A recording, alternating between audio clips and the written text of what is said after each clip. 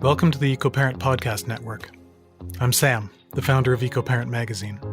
My partner Alexis and I had zero experience in the publishing industry, no money, and a new baby. But we quit our jobs, leapt into the unknown, and started EcoParent Magazine anyway. It was absolutely freaking terrifying. But at the same time, it felt right. Just a few years into the journey, Alexis was diagnosed with stage 4 breast cancer that later found its way to her brain. It was utter chaos, navigating treatment schedules, caring for a 3-year-old, and trying to run a fledgling business, not to mention the general emotional havoc. Alexis didn't make it, but the rest of us did, and I've spent the years since raising a wonderful son and building EcoParent into North America's top print magazine for conscientious families. Even 10 years in, we're still a very small crew. If you send an email, it's probably me that will answer you. And this podcast network is a monumental step for us, another leap into the unknown. But like before, it just feels right. And I know that Alexis would agree that the podcasting team I've assembled here is an incredible group of people whose only goal is to inspire the best in you. If you like what you hear in this podcast, or the other podcasts in the network, please consider supporting our efforts through a contribution to our crowdfunding campaign, live now on Indiegogo. The link is in the episode notes. We've got some stellar perks lined up, and I personally guarantee that every dollar raised will go toward the creation of more episodes. Okay, I'm going to shut up now and let you listen to the podcast. Thank you so much for stopping by. You're the reason we do what we do.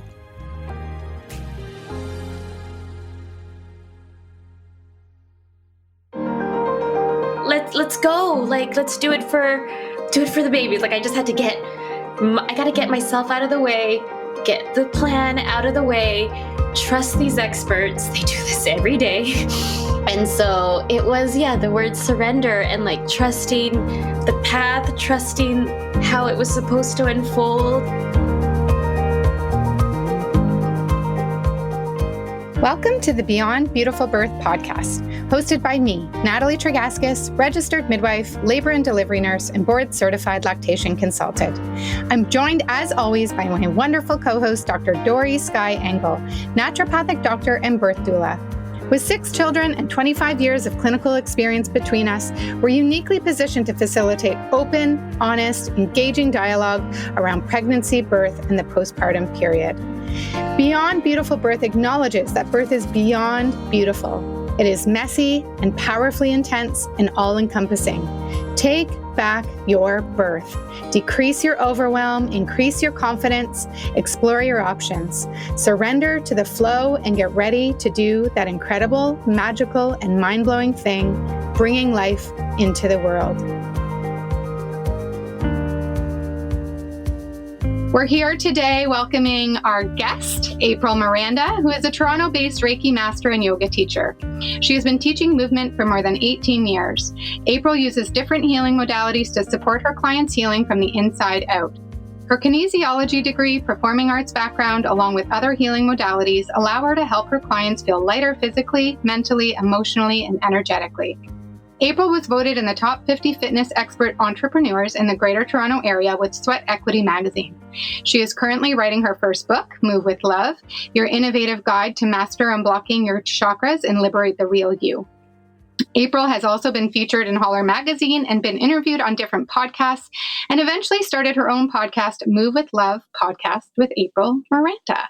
She lives in downtown Toronto with her husband, Chris, and their beautiful daughter, Bella Luna, and their puppy, House. Welcome, April. We're really happy to have you today. Thank you for having me. We really want to hear all about Bella Luna. Ideally, we want to jump in by starting talking about your birth story. And Dory and I love hearing and telling birth stories. And we think there's a lot of power in sharing stories because it's one of those things that has been a bit of a lost art, right? The sharing of birth stories. We often will hear things that have gone wrong or the negative things, and we forget to talk about the full kind of breadth of the birthing experience. So we know that all births are different. Part of Beyond Beautiful Birth is talking about how there's beauty in every birth, despite it going perhaps wildly off of what you had envisioned, what you had planned, etc. So I'd love if we could start with that, and that will help kind of bridge us into some of the other things we'd like to talk about. So why don't you first tell me, how old is Bella Luna? Bella Luna is 20 months old. Okay, so we have really a COVID baby, right? Yeah, born May 2020 in the thick of one of Toronto's lockdowns, and it was a wild experience. I bet. And what a wild postpartum, right? Oh, it was not fun. It was literally just the three of us, so my hubby and I, and Bella Luna just winging it. Could you start from the beginning of before the hit of mid-March? What was your vision? What did you think was going to happen before the world, turned around? Well, me being really wanting to do it holistic and natural. And I'm like, let's do it at home. And then Chris was like, nope, too far from the hospital. And I'm like, okay, what about at the birthing center? And he was like, how far is that from St. Mike's? I'm like, about a 10-minute drive. He's like, nope, too far. Mm-hmm. And so bathtub birth was my plan A. Yeah. And birthing center was plan B. I wanted a doula, but they're only allowed one person. I wanted my mom, I wanted a doula, and my husband there. And they're like, nope, only one person. And so I'm like, okay, husband. And so, Chris didn't like the idea of any of those options. I'm like, okay, we'll do it at the hospital. And so I'm like, okay, what would be the perfect birth? And so I craft my birth plan. I did all the research, okay, this is what I want to do. And every single thing on the list, out the window. So I'm like, why do they even tell me to do a birth plan? Because I'm like, they should just have it your ideal experience. It was all about releasing control when it was actual time. Yes. Plan implies that you can actually do something about it. We had another guest who calls it birth intentions, and I think we both really liked that. I like that better. Yeah.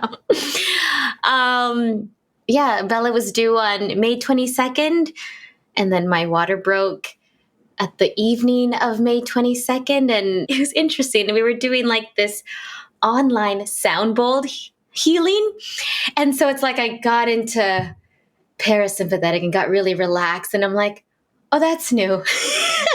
And I think that's when I started getting the first contraction and went to the hospital. But then they kicked Chris out. You're like, okay, he can't stay because you're not in active labor yet. Oh, so right. I was by myself in the waiting room, pacing, contracting. I'm like, this is a really bad dream. This is not happening. This is not how it was supposed to go. No. To go from sound bath to hospital waiting room by yourself, right? Just speaking from a nervous system perspective, we know what that can do to labor too, actually, right? So all mammal mamas, if they sense any kind of shift in their environment, you can almost stop your own labor, right? How did that feel when you were in that new environment? All the fears came up, it was a waiting room by myself. I'm wearing this mask, and the chairs were even blocked off. The vending machine was out of order. I'm like, I didn't feel safe. Yes. I didn't want to be there alone. And so they did all the vitals and all that stuff. And then I saw a lot of blood on the bed. I'm like, that came from me? And they're like, yeah, this is normal. I'm like, I felt like I was dying by seeing how much blood there was. And then so I was there by myself, texting Chris, and he was just at home trying to keep me calm. So that was at 10 p.m. And then by midnight, that's when they admitted me. That's when Chris came back. Yeah, so it was nice to just not be alone. The contractions started getting stronger, and I was getting more and more uncomfortable. With my yoga teacher training, with my Reiki training, I thought I had all the tickets, and they're like, ooh, maybe you dance. And Chris and I we grew up as dancers. We even were professional dancers at one point. And him being an RMT, I'm like, we got this. we got this. I'm like, like with watching the educational videos, I'm like, oh, massage, dancing, all of that stuff will help. I got essential oils. I got my hypnobirthing. Got it all. And yeah, it is nothing that I ever expected. Like when they talk about contractions, I'm like, I didn't know it'd be that uncomfortable. Mm-hmm. I don't even know, like losing track of time. And I remember seeing the sunrise. Mm-hmm. I'm like, what? The sun's up? Like how many hours passed? And then my nurse, she said she was actually a midwife in Jamaica. I felt like that was a gift. And she was saying, she's like, okay, the contractions are going to get stronger. She was like, back in Jamaica, only the rich people get the epidurals. And I'm like, oh, she's like, here, it's free. She was like, we don't know what's going to happen. She was like, but I do suggest you do get it just in case you need an emergency C-section. And so I'm like, okay. We love talking about this idea of birth plan and when things change, how people feel in the moment of change, right? And it sounds like in this scenario, it was really presented more as like, let's discuss this, right? There was a conversation with your nurse. And it sounds also like you had some developed trust with your nurse as well. So how did this conversation feel to you? Oh, yeah, it's crazy. Like, because I had my OB for the whole before labor. And then I get there, it's like, oh, now I have a man who's a resident. Is that the term? Like, so it's like, yeah, I was so used to seeing her like every month, every 2 weeks, every week. And then the schedule, like, oh, it's just a different person. And so I know I had 2 doctors. And then because of St. Mike's is a learning hospital, so I had like double the team. Yeah. So I felt like I had great support. And then when the conversation to switch the plan, first thing on the list, I'm like, no epidural. And then when she brought it up, I was like, okay, so here I am to choose this or that. And hearing her knowledge, her expertise, and it's like, I don't know, I did trust her because she was like asking, what is the level of pain? I'm like, 8. She's like, it's going to get worse. I felt like a coward, like, can I not handle this? So it's like, I made those judgments of myself in that moment. And then I'm like, okay, just thinking for the family, thinking for safety. Mm-hmm. And I'm like, okay, no need to be a hero. Let's just do it, is what I said to myself. Yeah. And Chris held my hand. The anesthesiologist was a student. I'm like, how come there's so many students? Yeah. And I heard about the risks with that, like if their measurements off. I had a friend said one side was numb, I was just praying that he was going to do a good job. And then it happened. And then Chris was like, did you see the needle? I'm like, I'm glad I didn't. I'm glad you didn't say anything because I would have freaked out. And then I guess the contractions getting stronger, but I didn't feel the sensation as much. The nurse would be like, oh, your contractions are getting strong. I'm like, oh, that's great. I don't feel them. So I'm like, oh, why do people say no? That's the point of the epidural. So that was like the first thing on the list that I didn't want. But even before, I didn't want an IV. I didn't want to be on my bed because I lost a lot of blood. They wanted to monitor me. And so I'm like, okay, here I am, stuck with an IV, stuck to a heart monitor, babies with a heart monitor. I'm like, that's not the way I wanted it. I wanted to be walking, swaying, dancing. And so, and I don't even know how much time went on, but then they were saying, it was like, I didn't dilate past 6 centimeters for like 12 hours or something, which is kind of frustrating when you go through so much work.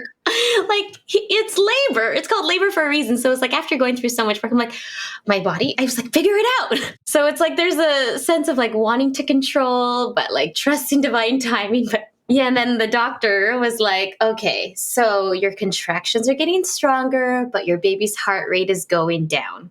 And they showed me on the graph, like you could see it. I'm like, the baby's safer out than in. So that's when he proposed the choice for the emergency C-section. And I'm like, okay, like it's like I already surrendered that baby would be safe out than in. The baby's going to grow bigger and better in this world versus inside. How was that feeling in that moment? So you arrive before midnight. Around midnight, you're admitted. You go all day. You see the sunrise. You have a discussion around the epidural sometime in the early morning. And then at some point, what time are we at now? Is it lunchtime when we're talking about a section? Yeah, probably like after lunch, like maybe 1.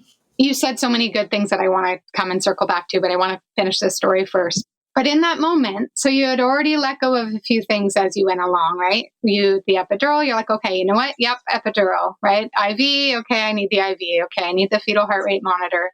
And so the point where they're making the discussion around changing the mode of birth from what you're expecting, which was a vaginal delivery, to what ended up happening, which was a cesarean section.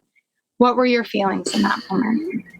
Yeah, like I'm getting emotional. I felt like it was out of my hands. I felt like, okay, the baby, her heart rate's going down. I didn't know it was a girl at the moment, but like her heart rate's going down. And I'm like, that defeats the purpose.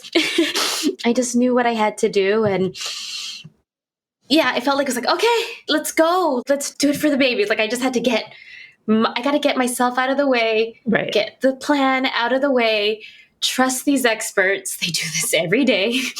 And so it was, the word surrender and like trusting the path, trusting how it was supposed to unfold. And it's like, okay, so like I guess the fear of surgery came up, and it's a major surgery. I've heard like, okay, they're cutting through how many layers? Like skin, muscle, nerves. It's going to affect lymph. It's going to affect reproductive like I knew of that. So I'm like, okay, let's go. And it's like, I just had to be brave. I had to be courageous. I told Chris, I'm like, we have this group, this community. I'm like, can you just tell them to meditate and send good vibes? And it's quite beautiful because they had this meditation workshop at 4 p.m. and Bella was born at 4:04. So it's crazy, just the timing that they sent good vibes. But like, that's when my meditation, that's when my breath work came handy. That's when Chris just holding my hand, making eye contact came, because like, I'm going back there, and it's so much to let go of. It was not comfortable. No. Like the physical sensations. Yeah. Yeah. So brave and so strong. I just want to acknowledge that for this moment, because we're making you go back to it. And it's still obviously so raw 20 months later, because your agency was taken away a little bit. Right. And it's a lot of processing. We just spoke to somebody who told us it took 10 years until she stopped asking people what went wrong in her birth and how she ended up with a cesarean section. It's a re-examining of that experience every time. So thank you for reopening that wound for us. That wasn't necessarily our intention, but thank you. I don't want to scare whoever's listening. Of course. But now I look back and revisit, I'm like, it's traumatic. Like it's traumatic. Yeah. It's like I could feel it getting cut open. I could, like, they had that blue curtain, but it's like, and it's like my body was just cold and shivering. I'm like, okay, just big breath in, big breath out. It was like my yoga breathing. I just had to trust and breathe. And like, I trust in these experts.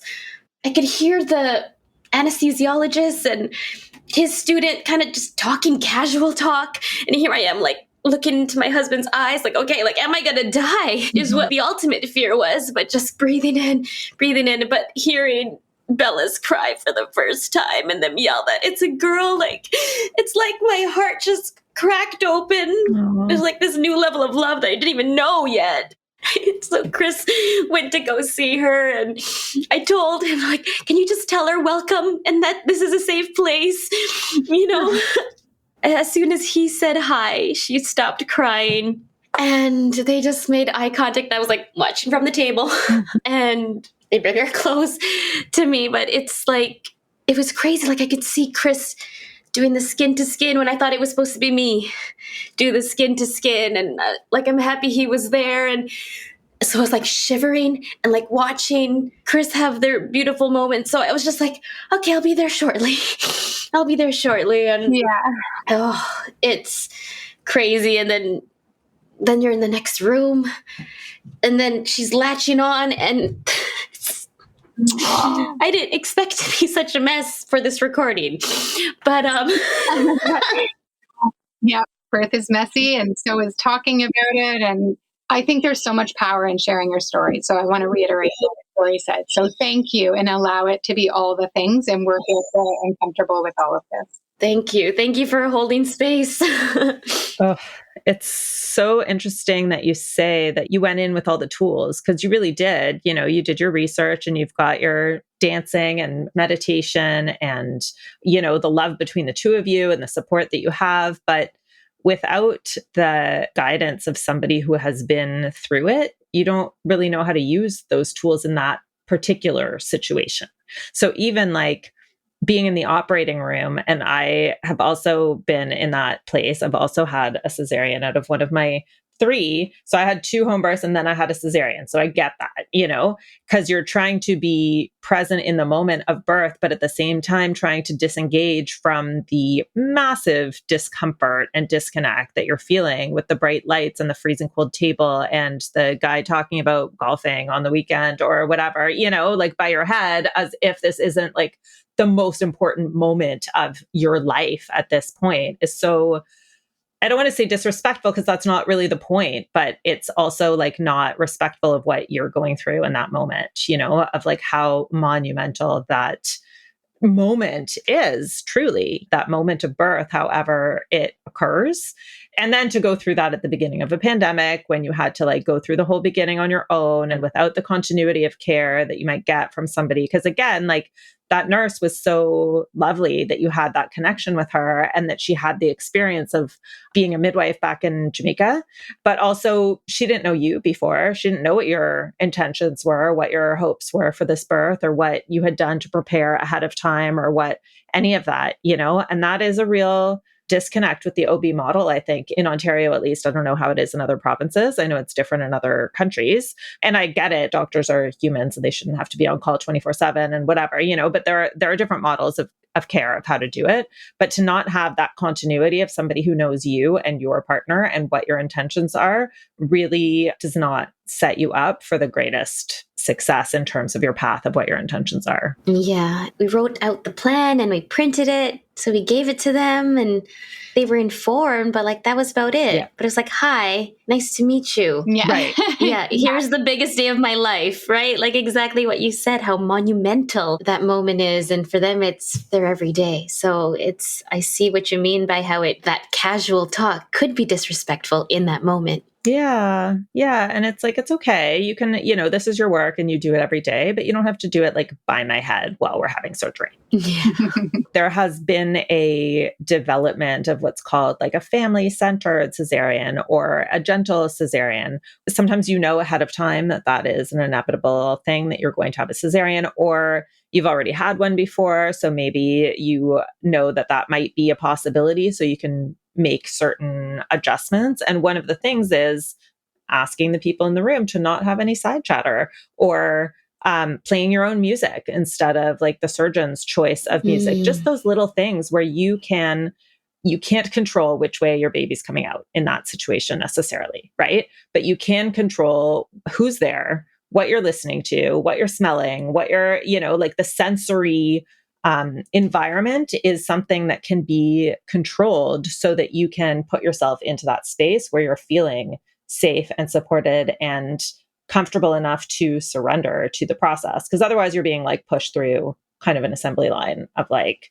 the timing and they get the baby out and it's going to be too much pain and all those kind of stories that we're told and that we tell. And the thing that Natalie and I kind of fight against is this, happy baby, healthy, happy baby is all that's important. And like, obviously that's important, but it's actually not the only thing that's important. It is of the utmost importance, and it's not to the exclusion of everything else, because being at peace with how it's gone, again, it's not about which way your baby comes out.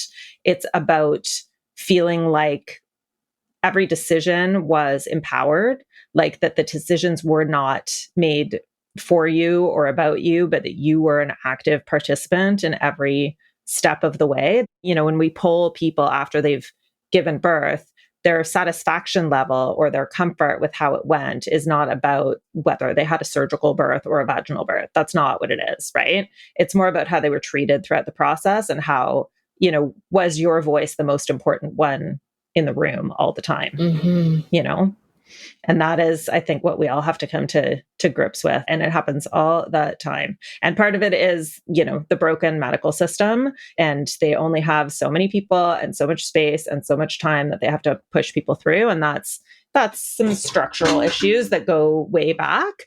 But we as women and mothers to be, it's our responsibility to kind of pave the way or pad the way or find our supportive network in order to get through. But like you were saying, I think before we started recording, if you don't know that that's what you're supposed to look for, how are you supposed to find that, right? If all you see are the beautiful, dance your baby out videos, which are like amazing and power to those mamas, but that is not all there is to it. Yeah. And I was like saying, it was like glamorized, or romanticized about being pregnant and then the home birth and then being a mom after. And then like actually experience it. I'm like, I was actually annoyed. I'm like, those women who have these followings or this platform, it's a disservice to the maiden evolving to a mother. Truly. In the postpartum thick of it, that was when I started finding the other moms that were sharing the real stuff. And I'm like, oh, and even like when I talked about like postpartum or like that 4th trimester. So when the baby's born in the next 12 weeks, it was like straight up survival mode. No one talked about that. And I'm like, do they not talk about it because it's not fun? Do they not talk about it because it would be scary? But it's like, it was the hardest part of life, yes. And like having it in the middle of pandemic. So my mom was supposed to fly from Calgary to support. Chris's mom was supposed to come, but it was lockdown and it was still brand new. No one knew what was going on with the virus. And so it was just us. And we had some friends who would come and give soup or stir fry. And I'm like, wow, those little gestures meant the world. The sweetest thing. Honestly, I remember my postpartum meals so strongly. There must be something there that is some evolutionary thing. But I, similar to you, had somebody send me pot pies, like a vegetarian pot pie. I delivered at noon and they showed up at like 4:30 or 5 for dinner. And it's such a sweet, like I was like, oh my God, like it just felt so nourishing, right? That mothering of the mother, which doesn't happen so well in North American culture. So maybe we'll just go there now. There's a lot I wanted to touch on about the birth, but let's follow the flow here. So you enter into this new world. You survive the first couple of days in hospital of recovery, and you go home and you have little Bella Luna, and you have this lovely stir fry. I love to think about that postpartum time. For me, it's 5 to 10 days, which is, in my opinion, the bare minimum. And most cultures will do 30 or 40 days of what they call lying in, right? Where there is a real community around the birthing person, that there's a lot of support, that there's a real honoring of mom's physical healing, right? And in honoring your physical healing, you can give yourself space for the emotional, psychological healing that also needs to take place. And so I think one of the things that we do very, very poorly is any kind of honoring of the postpartum for the birthing person. It's just sort of like, it's all about having a new human, but there isn't any discussion around, let's start with physical healing. So in your case, there was physical healing that needed to take place, having just had a surgery, right? And then there's the psychological, so you had to sort of incorporate this story into your new existence, right? And sort of adjust to that from a psychological perspective. And we really need so much, I call it nourishment, but whatever you want to call it, it needs to be such a nourishing time in order to be able to incorporate all of that into who you are. So then you can carry on as this new form of a person, right? As quote unquote mother. So what did you experience that helped you? And what was glaringly absent that you can look back now and think, oh, wow, if my best friend has a baby, this is what I will do for them? Yeah. So just hearing you speak about nurturing the physical healing, because after surgery, like I think they gave Tylenol 3 or something. But then I'm like, so I guess the drugs ran out, but that's when I was feeling everything. I was feeling the incision. My feet were swollen. My boobs were engorged. I was bleeding. I'm like, what is this body? It just didn't feel like me. Yeah, that was already. I don't even know if I'm allowed to swear, but I'm like, Go for it. I was like, that was a mind fuck already. Like, this is not my body. And then there's this human that I must keep alive. And that's what I'm like saying. It was survival mode. So like still figuring out my new body, but this new human, and then the breastfeeding and the different holds and lack of sleep. So it's like I was half human and then Chris was half human. And then there was like, that's a whole other dynamic. Yeah. So it's like, it just had to be a switch to like radical compassion. So that is something that I do say to those who I'm like, okay, everyone's new at it. I'm new at being a mom. He's new at being a father. Bella's new at being a human in this time around. That is something that did help switch the perception, was just compassion. Okay, we're all figuring it out. We're all new at it. So that's what helped. But it was a really icky, uncomfortable physical journey, mental journey, emotional, and like you said, psychological. Yeah. So it was a juggle, a dance, a mess, a circus, like all of the above in postpartum. And when you say it's just 5 to 10 days, I'm like, oh, I felt like it was like 6 months, like, and I did have support. Like I think I don't know if it's Ontario, just Toronto, but I did have, it was a psychiatrist to help me during and after. That is covered. And it was nice to have that support, but I still felt, I didn't feel like me. I think that's something that needs to be really, I don't know if it's education, that it's going to be a shift in identity. Yes, totally. Yeah. And so something that really worked with me was like, okay, I'm not just giving birth to a new human, I'm giving birth to a new me. Absolutely. And so it's like this avatar, this physical body got an upgrade, but my mind, my software needed to catch up. Yeah.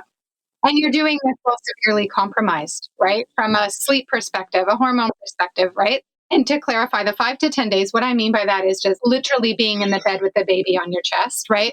And absolutely another year, let's say, of healing that goes beyond that. But I really think that there is, back to your point around some of the stories being a disservice, I think we see that really acutely in the postpartum, right? When we see people on Instagram 2 weeks later and they've got their body back and they're in their pants and they're out for dinner or something and I don't know where the baby is.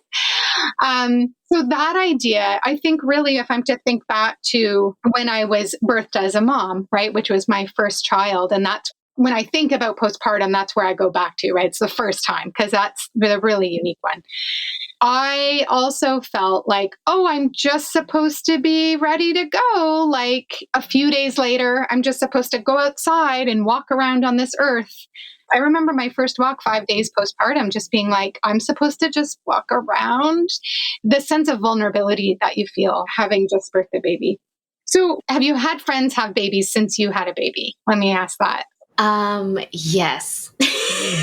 Even with that, like my social circle changed. It's like my friends who didn't have babies, they just didn't get it. And I'm like, okay, it's like I need new friends. You know what I mean?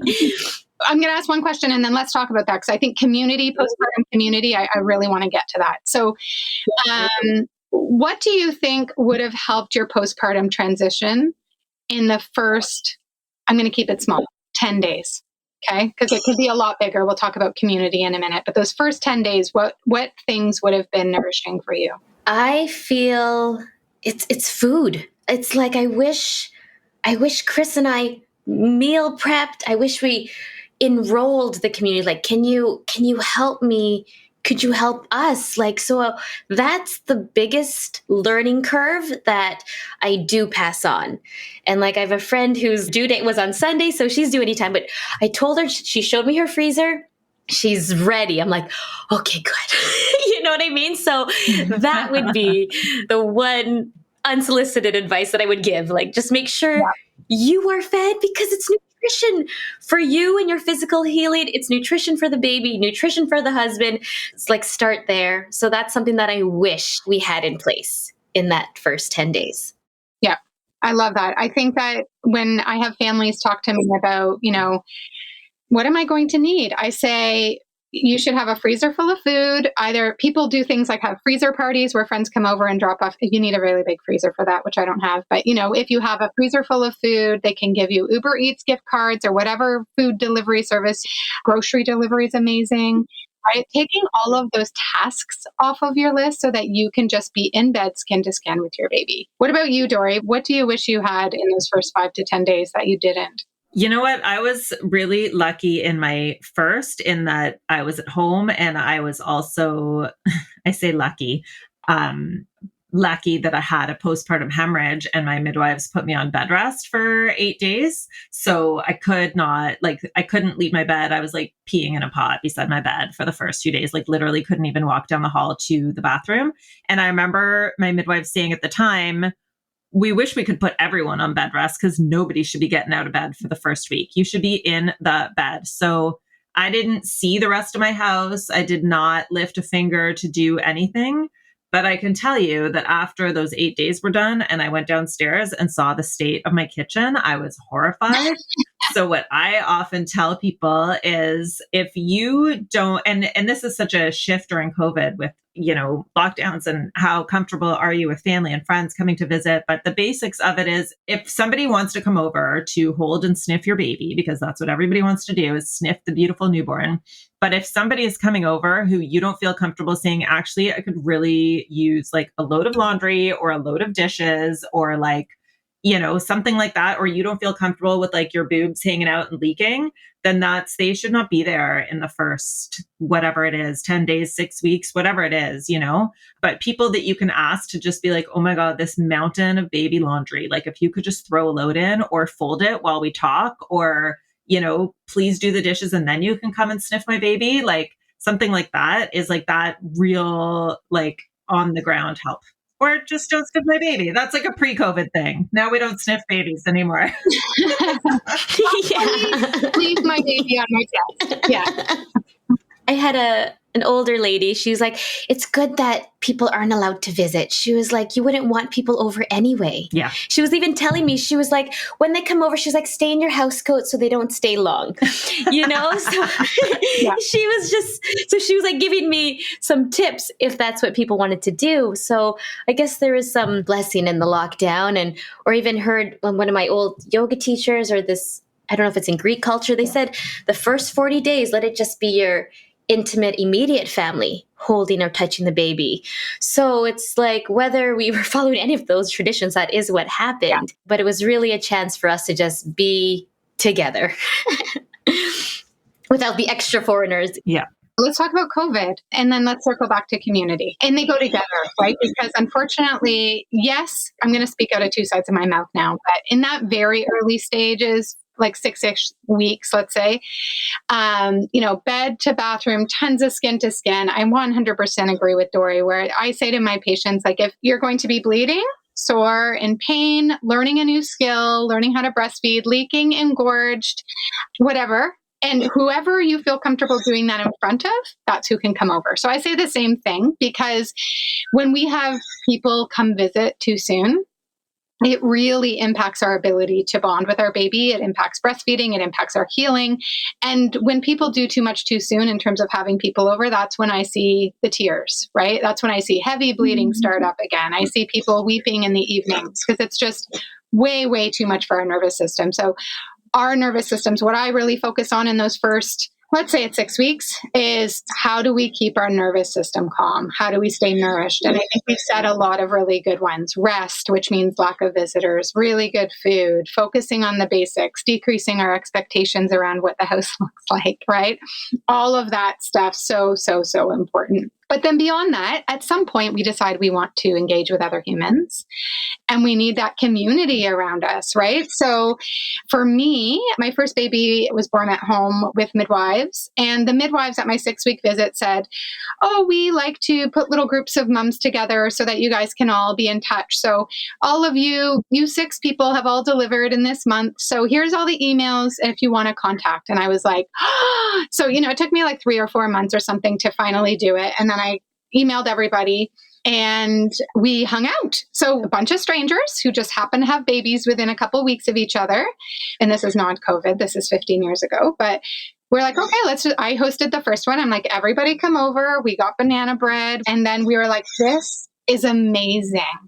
And it was a group of like-minded mamas. So, there's many, many different poles of parenting, as I'm sure you're well aware of now. And it can be really divisive, right? Like the way that you parent. And so finding my crew, finding the other mamas that were parenting in similar ways was essential. Like, I don't even want to say it was important. It's what made life bearable and enjoyable. So talk to me a bit about that, because I imagine that experience is significantly compromised during COVID, where we weren't hanging out. So then how do you cultivate community? That's a great question. Before pandemic, I was full-time yoga teacher, going to different studios, teaching in this one studio. It was a baby and me yoga class that I would teach, and I would witness the mamas and their babies doing yoga together. And then they would go for a walk and have coffee and chat. And I'm like, oh, I get to have that after giving birth. But then pandemic happened. I'm like, oh, I don't have that sense of community, that friendship. Yeah, I didn't have that. And it wasn't until it was like I was teaching a virtual yoga class. And then this mom's like, I gave birth to another baby. I'm like, let's go for a walk. Or no, we ran into each other walking at Fred and Spadina. So we exchanged numbers and then met once a week to just stroll by the lake or park and chat. And then witnessing our babies start growing. So it happened in a different way, and there was some online classes, but I'm like, that's not the same. It's not. No. And we know it's so important. Like we can't do this alone, right? Yeah. It's very, very hard to do alone. So figuring out how to create that community is so, so important. With my third, I had a different experience and I had other mama friends at that point. But my third, so my kids are 15, 13, and 5. So all my friends were done kids, right? I went backward. And I was, this story cracks me up, but I was on the city bus in Toronto, and I had my baby, in the carrier, which is where he always was, 22 hours of the day. And I'm falling apart, right? I go to do something, my sunglasses fall off my head, and I'm just a mess. But I'm out of the house, and I got the baby on me, and I'm on the bus, I'm achieving something. And this mom comes on the bus and she has a baby and she's like, I do this group at the brewery around the corner with mums and babies. It looks like you could use it. And we meet on this day at this time. And I was like, yes. I mean, it's funny because I felt like he had pity on me, right? And was like, oh dear, this girl needs a beer. But, and then we 100% strangers. Our only commonality was that we had babies and we met weekly until they were mobile. So, almost a year. How cool is that, right? And then, you're talking about, remember when you're walking around and you're like, oh, they have a baby. How old's their baby? And you're like, maybe they want to be my friend. What's even more wild about that, though, is that my kids are similar ages. I've got 16, 14, and 7. And now, my 16-year-old will play on a baseball team or, be going out with some friends. And I'm like, oh, what's his name? Oh, yeah, I remember. We used to do music class together when you guys were 6 months old, because if you're still living in the same neighborhood. Like you keep reconnecting at different points in life. And I love that. We'll pull out the old photos and be like, look, this is you guys doing baby yoga together, Yeah. That's so cute. That's the best. I love that. And what a beautiful sense of community when you see and witness the kids grow up together. Yeah. There's something about kids starting school and when you start with the school community, but that's like a good 4 years before that happens. You should not have to wait for that situation. And daycare is different and preschool is different, but those early times. And it's also not just, finding like a friend who has like a baby who's like a year older than yours. Like, yeah, they get it. She gets it. She's gone through it, but you need somebody who gave birth within the last month. Similar so that, if you have a really sleepless night, you can call her up and be like, this is what I went through. How about you? Because each stage is so short and long at the same time. Yeah. It's so brief and so endless. The days. Oh man. It's like, even with teaching Bella how to sleep. And I was just having this conversation with this other mom. And so she was sharing her tips. I'm like, oh, this helps. And sometimes she just asks, how is your sleep? And so I get to debrief. I'm like, oh, she's just holding space for me. And I'm like, thank you for being in my corner. And she was like, we weren't meant to do this alone. Yes. And I'm like, oh, we're meant to have this village. We're meant to have this community. I love what you ladies are doing with this education, this podcast, and these stories. So thank you for paving the way of how we can do it better.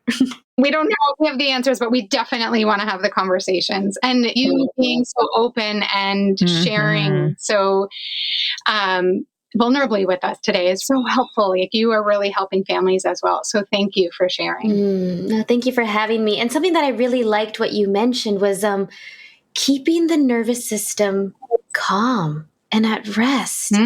Because that makes sense. Like the rest and digest when your body's healing, when you need to produce milk. I'm like, I wish someone just told me that. Right. Because there was fear running the show, the unknown, this body, this new life, this new baby, and then the outside world with all of that. So there was fear, and that's fight, flight, or freeze. And so I look back, I'm like, oh, my nervous system was fired up. Oh yeah. Then I'm like thinking like, oh, if someone just told me to just stay calm and rest and release expectations of the home, even release expectations of myself. I feel lighter even with you saying to soften the nervous system. I'm like, that would have helped. Yeah. One of the potential names for this podcast was surrender, like surrender to the birth, surrender to the flow. We kept talking about the surrender because there really is something that you have to let go of, in order to do the crazy thing, which is bring life into the world. No matter how it happens, it is bananas, So you really have to surrender and let go of that whole, all of it. All of that kind of expectation and potential and all of that. I think about this a lot. There are these documented cases back in the history of birth of way back in the day, men were not allowed in the birthing room, right? It was only a space that was held by women and midwives. And then somewhere along the way, birth became medicalized and there was men in white coats who would come in and, probably with a cigarette hanging out of their mouth at the time, and tell you how to have your birth or whatever. And then they started documenting, and I read this study about how there was a period of time where they thought that having men in the room actually stopped women from dilating because women would be 5, 6, 7 centimeters dilated with mom and grandma and aunties in the room. And then the male doctor would come in and her nervous system would be like, nope, this isn't a safe place to bring a baby into. And she'd be 3 centimeters dilated. And then he would leave and it would get calm and the aunties would be wiping her brow and whatever. And she would dilate again. And they were like, oh, it must be the presence of a man that causes, women to not dilate anymore. But really it's in the same way that you have to feel safe enough to digest your food, have a bowel movement, sit down and rest, whatever it is, you also have to feel like it's a safe place to bring your baby into the world. And when it's not, that's when you have to go through this cycle of intervention and having the medical system come in and take over so that you can still get your baby out. Oh my. Yeah. Like with you saying this story, I like revisit myself back then. And it was like, oh yeah, I probably didn't feel safe. Yeah, you were alone. Yeah, I'm like, I didn't feel safe. And then I get this new doctor. He's a resident. Like my OB was a female and I was just used to that. Like, so now I'm like, oh, interesting. Now I'm like, maybe that's why I didn't dilate past 6 centimeters after how long? Oh, that explains a lot. Yeah. That's, if you take anything away from this, there is definitely 100% nothing wrong with your body at all. Your body is perfect and your baby is perfect. And it's the system that is broken. And the system did not serve you well. But you ended up with beautiful Bella Luna and a new appreciation for all of it, and you are so much more powerful for it. So I so thank you for sharing with us so vulnerably today. Thank you. Thank you for holding the space. Thank you for listening. You do so many amazing things for other people too, and do really interesting work. So why don't you tell everyone who's listening, if they want to know more about what you do, how to find you? So I'm here downtown Toronto, this healing space called Holistic Connection. Chris, my husband, is a registered massage therapist and I'm the Reiki Master. So yeah, I help people like shift energy from the inside out, whether it's through yoga or restorative yoga, breath work, or energy healing. I'm there to support them with whatever shift. It's like they're stuck. They need to give birth to a new version of themselves, but they don't even know where to start. So I guess for those who feel the call for any holistic energy healing, you could find me at aprilmiranda.com or holisticconnection.ca. And we're here. We could do in person, downtown Toronto, or also online. Amazing. I've been a client of the clinic for over a year now. So wonderful work that you guys do. So thank you so much. Thank you for sharing. Yeah, thank you for having me. Thank you. Okay, everyone.